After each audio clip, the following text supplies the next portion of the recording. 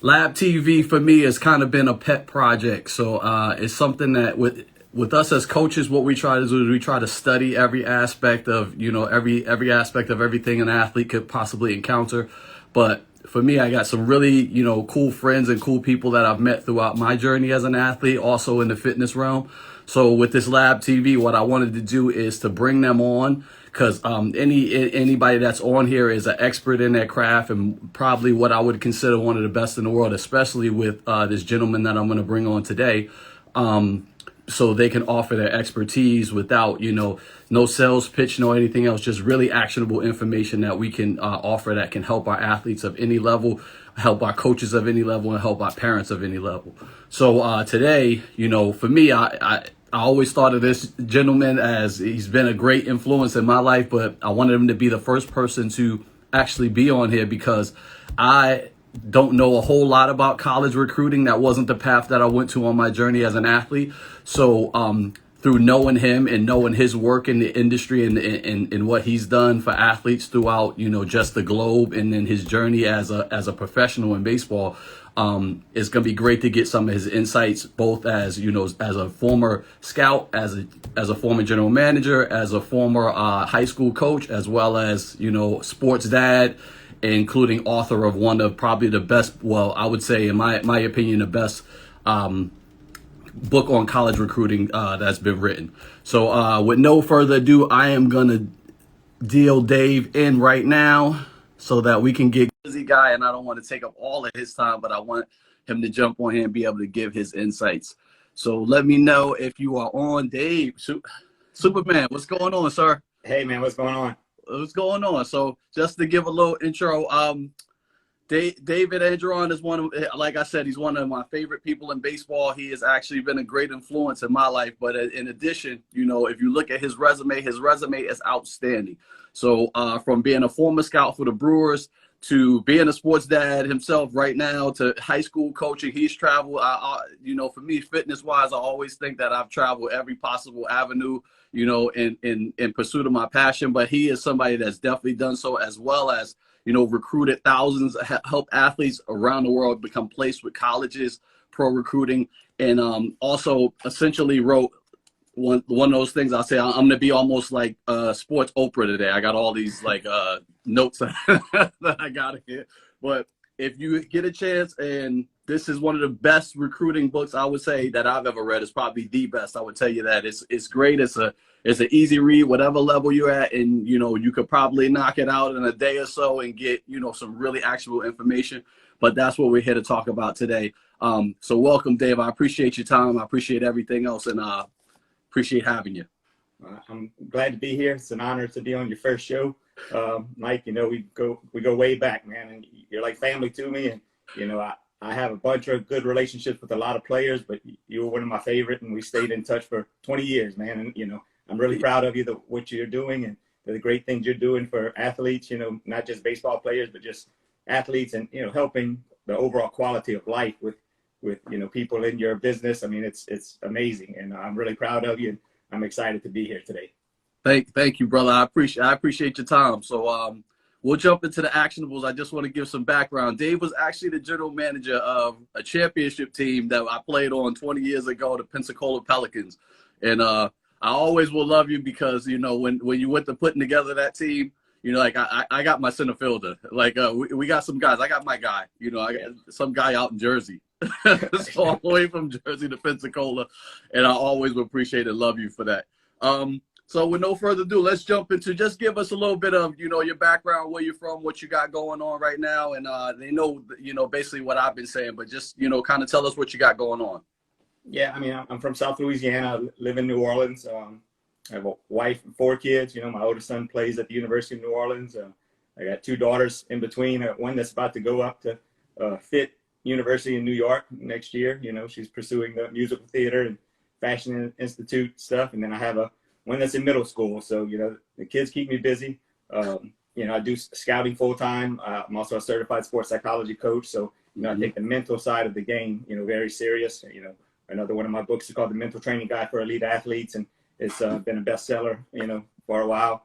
Yeah. And that's a great tool as well for anybody that wants to play but also the coaches and the parents that, want to help build a championship mindset, whether it's in baseball or football or any sport or just in life in general. So, I stay busy, out seeing players, everything I do is my passion. It isn't a job for me. It's something I love. I love helping others. And, you know that as well as anybody, anybody I can help, I'm going to reach out and, do whatever I can. And I wish I could have gotten up there a couple months ago and helped you through that flood. If I was a little bit closer, I'd have been there. No, you did. You did what you could, and I love you for that. All right, so what I want to do is kind of, I know your time is valuable, and you got stuff you writing like 1,000 books. So I love it. But let's talk about MyTime Sports, because I want anybody that's tuning in, for the athletes, I want them to get some real actionable information that they could use to help them put themselves in a better position for success. And then I know we had some questions, but I'm gonna launch through some stuff from the book too, just because I'm like I gotta ask them about this, I gotta ask them about that. So talk to us about MyTime Sports a little bit. Well, we're a third-party recruiting company. There's many out there, but we focus on the facts. We try to give everybody, a good education on what it takes to get to the next level. We don't try to sugarcoat anything. We focus on education, evaluation, exposure. And, the evaluation part of it, is very important because we're going to let you know exactly what level you fit at or whether you can't play at college at all. The exposure part, we take an active approach to it. We don't just put a profile on the website for the kids and, hope these college coaches come and look, because there's thousands and thousands and thousands of athletes out there trying to play college baseball. So, we evaluate them and then decide what fit they are, what level we think they can play at. And then we actually, actively approach the coaches and send out emails and phone calls through the network that we have of over 2,000 college coaches across the country to try to find the best fit for them. So, it's not a static profile that sits on a website. We actually go to work for them, and we help them train mentally. We do everything we can to get them ready for the next level. Okay. So just on that note, you talk a little bit, and this was, once again, I can't say enough times how great the book was, especially for, somebody who's new to understanding the recruiting aspect. You talked about honest recruiting. Touch on that just a little bit. When you say, because obviously you've been in this industry a long time on every level of scouting. When you talk about honest recruiting, what are you really reaching out on that? Well, it's just being credible. One thing that was frustrating to me as a scout, a lot of times I would get a call from a coach or, from somebody saying, hey, I got a kid that throws 88. And, I would fly in, I'd drive 3 hours to go see him and get there and he throws 81, it's frustrating when we waste all that time to go out there. Again, there's 2,000 college coaches across the country that call MyTime Sports looking for players. And they do that because they know if I tell you, hey, a kid's throwing 88, he's going to get up there, he's going to be throwing 88. And he's not just going to be touching 88 once every 5 innings. He's going to, sit 88. We're going to talk about, where he maxes at, but, where he pitches at, where his pitchability is at. If I say they run a 6.8 60, they're going to run a 6.8 60 or pretty close to it, We don't want to waste anybody's time. And that's a lot of issues, which we'll talk later on, about recruiting services and things like that, is they just feel a lot of false hope and mislead a lot of players and coaches and give them the belief that they're better than they are. And, some coaches are trying to help their players advance, but they don't realize when they over promote or try to oversell their players, that they're really doing more damage than good. They just need to be honest. And there's a lot of colleges out there that can take the kids that throw 81, 82. You don't have to say that he throws 88, be honest. If he can pitch, he can pitch. If he can get out, gets out. If he can get outs, he can get outs. And, let's work to find him the best fit, not try to make him fit somewhere that he doesn't belong. Okay. That's awesome. Yeah, it's a lot of stuff out there, a lot of different agencies, a lot of different stuff. Just like for me, I'm looking around, I see 100 different things going on. For you, in dealing with the athletes coming up, one of the great things you touched on in the book was don't start your recruiting. You're starting too late if you're trying to get teams, find a college when you're a senior. What are some of the best practices that, young athletes, if, I'm trying to get, recruited, or I'm late in the process, or how should what are some of the things they should be doing? Well, it's kind of a balancing act, because you want to start early, but at the same time, you want to be prepared and you want to have your tools developed. So that's where, a program like you have is very valuable, to be able to build the tools, the strength, the speed, the agility, those necessary things, because what happens is a lot of kids want to go to these showcases, but they go to the showcase and they run a 7.560 and they throw 78 from the outfield. And all you're doing is showing the scouts what they don't want. You know, you're not doing yourself any justice. So until you're ready to go, and if you run a sub 760 and throw over, 85, things like that, it really does you no good to go to these showcases and try to get out too early if you're not prepared. And, the problem is a lot of them wait till their senior year and they go to these showcases. And by that time, if they're running the 7.460, there's not a whole lot we can do to get them prepared, No. But if they come in, as a freshman or a sophomore and he's running the 7.460, I can say, hey, Mike, with some speed and agility training drills for him, I can send them to you or, and y'all get them ready. And, a year from then we see him improve to that 7.60 and then that 6.860. And same thing with arm strength and, exit velocity and things like that. So that's the biggest thing is, all these recruiting companies are trying to get these kids to come to these showcases. And a lot of them are going when they're not ready, Okay. The early commits, the kids signing at freshmen and sophomores, 70% of those players never step foot on the campus of where they early commit to because they don't develop like they're supposed to. And, these colleges are now able to decommit them. And it's real. I wish they would get away with early commit altogether. I think it's eventually going to lean that way. But, when you early commit, they should have to sign right there on the spot, and make you keep them because you're really destroying these young kids that sign early or commit early. And then, you break it off with them by the time they're a senior and then they're in panic mode and they're trying to find a different place. So, if you see players committing early, see your friends committing early, don't panic. There's going to be a lot of opportunities for you, all the way through. We had one player sign a Division I scholarship last year in August, right when school started, a week before school started, he signed a Division I scholarship. So there's going to be opportunities. There's going to be colleges out there that say, hey, we don't have money for you right now, but they don't know who's going to get hurt. They don't know who's going to get cut. They don't know who's going to, decide they just want to hang it up. So money's going to always be available late in the game. But my main thing is just be prepared, try to be prepared early and start training early and get with companies like the lab and work on your tools, because that's the most important part. Now, one of the things just along that same note that you touched on in the book that I loved, it was essentially telling the athlete, you're in control of this process. Obviously, don't look for your parents to pick the schools that you go to. Don't look for things like that. You have to own this process. Now, along those same lines, what should the parents be doing? What are some of the best practices for you? You're an amazing sports dad. Like, Drake is off the charts. When you tell me he plays like me, I feel extremely flattered because that kid can ball. So I don't know. I've seen some of his stuff. He can ball. So the main thing is just finding that balance of when to push them and when to step back. A lot of parents don't understand. It's their passion. You got to let them live their dream. You can't make them live your dream. For Drake, I push him to be mentally tough. I push him to work hard, work ethic and all, but I never forced him to go to lessons. I never forced him to go to weight training. He said, hey Dad, let's go hit in the cage. I'm right there. I'm rolling with him. If he says, let's go to the weight room, I'm right there. I'm rolling with him. And then after the game, what happens a lot of times with parents is if a kid struggles during the game, the first thing they do when they get in the car is, how'd you not swing at that pitch? Or why'd you make that error? So they're, destroying the kid's confidence. And the kid just wants to go get a hamburger at Wendy's or something right there. He knows that he messed up in the game. He knows all that stuff, but the parents are right there chirping in their ear because they're more frustrated about it than the kid is. The kid's trying to learn from it. And the parents, they cause more burnout than they do helping. So, that's the biggest piece of advice I'll give you is just understand that balance of when to push them and when to step back and let them kind of learn on their own. And that's a lot of things I talk about in the mental training guide for elite athletes, to the parents and the coaches. And, let them do their own thing. My son moved to junior college in Kansas 15 hours away.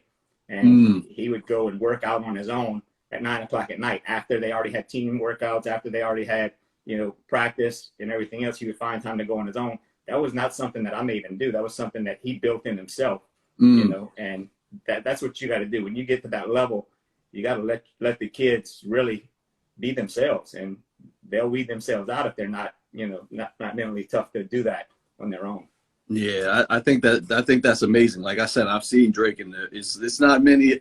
you know, when I feel like I'm a grandpa sometimes. Not many when you look at like you look at the kids ball and you're like, man, that kid can play. Like when I watch Drake, I say, man, that kid can play. So I get excited seeing him. You know, he's at the University of New Orleans now. But you know, I'm looking for great things from him. So, and you referenced this a couple times, just you know, I'm gonna bring you back to talk about this in more in depth because it's another really great book, and I appreciate you putting me on to these. You know, this is great stuff. So I'm gonna definitely bring you back to talk about this one more in depth. But I want people to see what you have, and I'll bring it. You know, I'll make sure we have the information for people to grab these too. Coaches, for people like us, and we want to help them, you know, and that's one of my main selfish reasons for having you, you know, kind of the altruistic aspect of being able to have really cool friends and bring you on. Coaches, for us that, you know, we want the kids, we're trying to help them to the next level. We're in a position now, you know, we've been in this one space for, you know, a number of years, and now you're getting some kids that we had them before, but you get more and more kids that are aging out and going on to college, or you're trying to help them to the next level. What can we do for you as a former coach, and for me as, you know, a strength coach helping them? What are some things that we can do to help them? My main advice, you know, first of all, like I said, be honest with them at all times. You know, don't sugarcoat anything. Always, you know, be straightforward with them, let them know.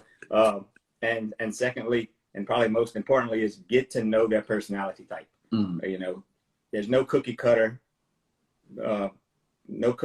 rules to helping them succeed. So every player has a different personality type. Some are introverts, some are extroverts. If you're trying to teach all of them the same and coach all of them the same, you're not going to help them reach that full potential, because you're going to have to approach each one differently. You know, some of them you get in their face and chew out, and they're going to step up their game. Others, if you do that, they shut down. You know, some you just pat on the butt and say, hey, it's going to be okay. I'm a big disciplinarian, so, you know, I'm the type that might get in your face, but at the same time, I'm going to go a few minutes later and sit next to you on the bench, and we're going to have a good conversation. I'm going to pick you back up, and we're going to get back on the field and go to work. There's a lot of coaches that I see out there at every level, you know, even at the college and professional level, that try to teach and coach the exact same way to all kids. And they're the ones that don't succeed. You know, their teams don't ever really gel, because you got one idea of how to be successful, and it doesn't work like that. I mean, especially baseball, you got 35 players on the college baseball field.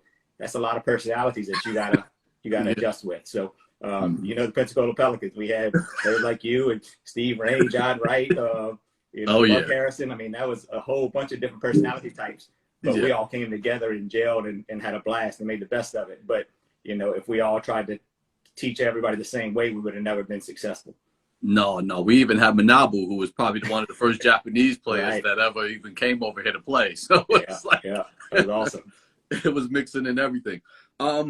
Now you touched on a great, kind of a great topic earlier when you talked about showcases and things like that. Now, you know, when we counter mostly, like, it's almost like, I think of it like the great arms race. Like everybody's amassing weapons, like where you have club teams, you have high school teams, and then you have all these showcases. How do you go about finding the right mix if you're a parent or, you know, a coach trying to figure out how do you find the right mix for your athletes? You know, well, I mean, you gotta just find the best fit. The jersey's not going to make the player. Whatever team he's playing for doesn't define him. Great one, right? You know, Mike Trout is one of the best players in Major League Baseball. If he plays for the Yankees, he's still going to be one of the best players in Major League Baseball. If he plays for the Marlins or the Rays, he's going to still be the best player in Major League Baseball. You got to take that same approach. No matter what jersey you wear, you just go out there and try to be the most exciting and the best player and get better every day. I mean, that's the main goal.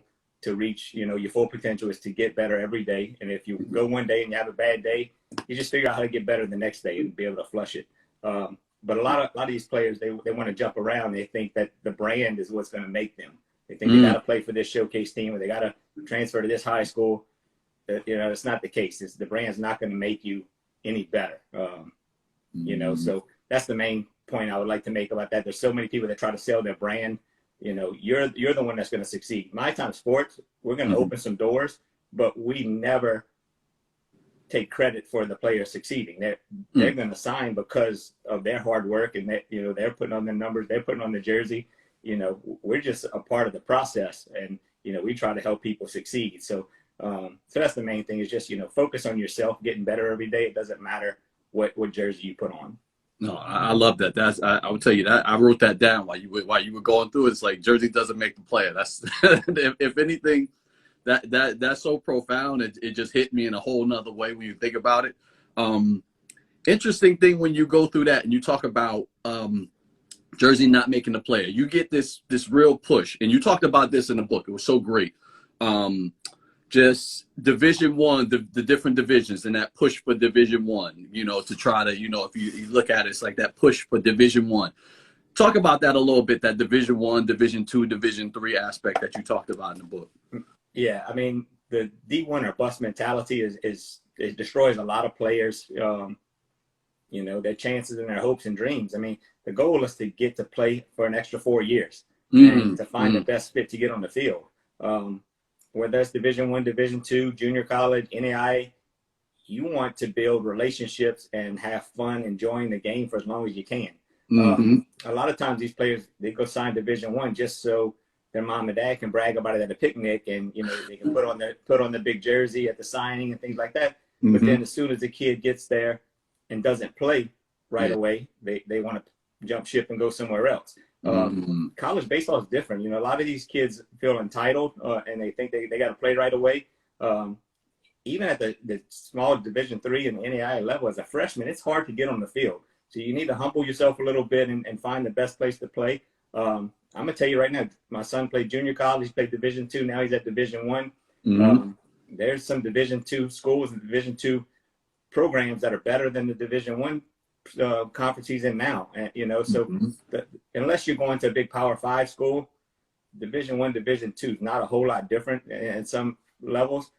Same thing with Division III NAIA. I mean, you're going to have some top quality players at those levels. And the main thing is you're going to have fun and build memories that last a lifetime. And, that's the goal, is to find the best fit to not only get on the field, but to get a good education, and to build those memories and advance your career as long as you can. Yeah. No, I love that. To be honest with you, and I keep touching on the book because there's just so much great stuff in here. One of the sections, that myth section, I would tell you that if somebody purchased the book, the myth section alone was worth just whatever you paid for the purchase. Because when you talk about that Division I, Division II, I'm a Division III kid, so I always tell people it's a different. But when you in the myths, when you say, listen, don't think when you don't go to Division I that you're just going to walk on some Division III team and all of a sudden play. It's a misconception that you might get your feelings hurt. Because essentially, top 25 in those Division III, there's some real baseball going on. No doubt. And that's serious. So I was going to just touch on, I want you to touch on, you talked about creating the athlete video. For me, it's interesting because now with that in social media, where does that balance happen with that? And give me some of your feelings. I know there's another great section in there you talk about. That's why it's not entitled "Throw Away All Your Social Media," but just that balance of where you go with creating a recruiting video and in social media. Kind of what's that balance, or which one is where you would go? What's that mix?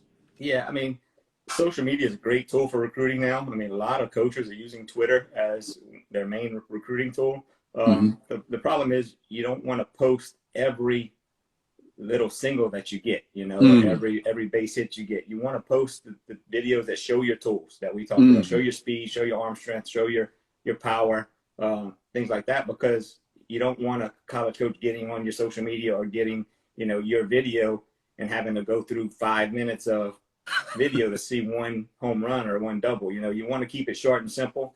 I post a lot on my kids on social media, but that's mainly because my family lives out of town and they don't get to see them play. So I'm proud of them, but I don't use social media as much as a recruiting tool for my kids. I use it more to share with family and friends. But it is a valuable tool if you use it correctly. And making the video, again, having a good third-party recruiting service of somebody that you can trust, or that the college coaches trust, to be able to send that video to them is helpful.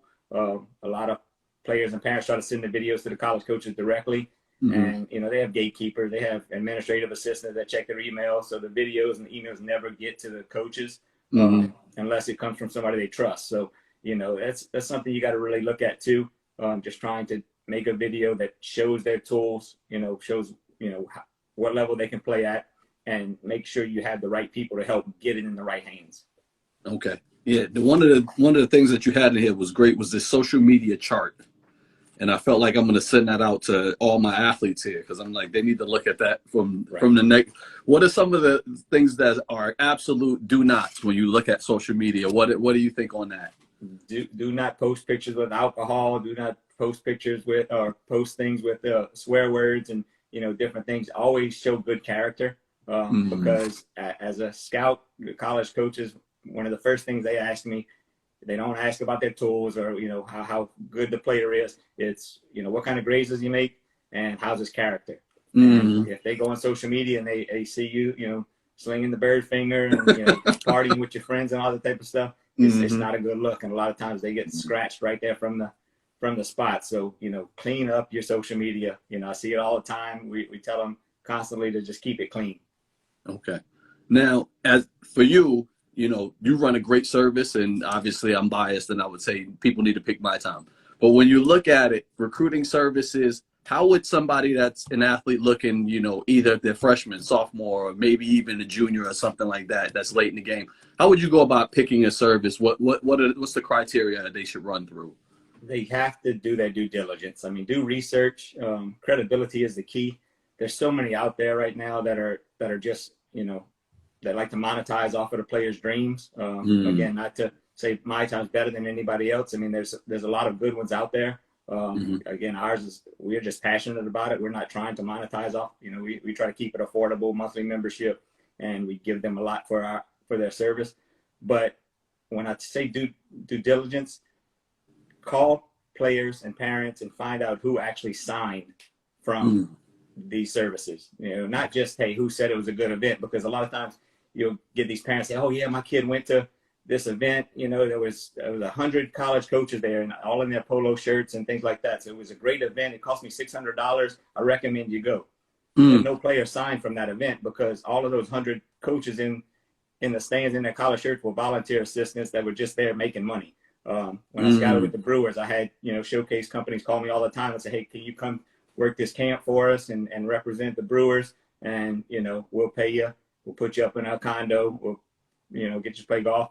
I knew there wasn't going to be any players that I could sign with the Brewers, but I went there in my polo and my radar gun and stood around and went played free golf and had a nice vacation on the beach. So that service made it look like it was something of value, and a lot of parents thought it was of value, but it really wasn't. So mm. contact. There's a lot of services out there that I get complaints about all the time, and I'm not going to name any. But people No. call me all the time. Man, I wasted $1,500 in this company. I wasted $3,000 in this company, and they'll sit there and say, "Hey, we got this player signed, and we got this player signed," but really it was somebody else got them signed, and just because they were part of their program, they take credit for it. Mm. Try to find out from the exact players who signed with that company. Okay. Get as much information as you can, because a lot of them will post their big Division I and Power Five, signees, so these kids get excited. But if you're not a Mm. D1 Power Five player, there's no reason for you to look at that type of service. You need to find the ones that can help the D3s and the NAIs and the junior college players, and have passion in doing that. If you're a D1 player, a pro prospect, the scouts are going to find you. You don't have to go to showcase. You don't have to Mm. go anywhere. They're gonna know about you. Okay. So it's the smaller school players. You really got to do some research. Just like if you were going to leave your kid with a babysitter for a while, you want to find out some details before you go drop them off. Yeah. And I would take the same approach before going into these things. Don't just take one person's word on it. Find out what kind of credibility and service they really have. Okay. Now, and then the last thing here is for any players, and this could be any sport, baseball, basketball, football, anything. When you think about it, for aspiring athletes looking to aspire, we've been fortunate enough to have that the level of association with pro sports and play be associated in pro baseball and such a great experience for aspiring athletes looking whatever level they are, be it high school, college right now. What would be some best practices that you would give them right now to prepare themselves or to try to approach that goal in today's climate?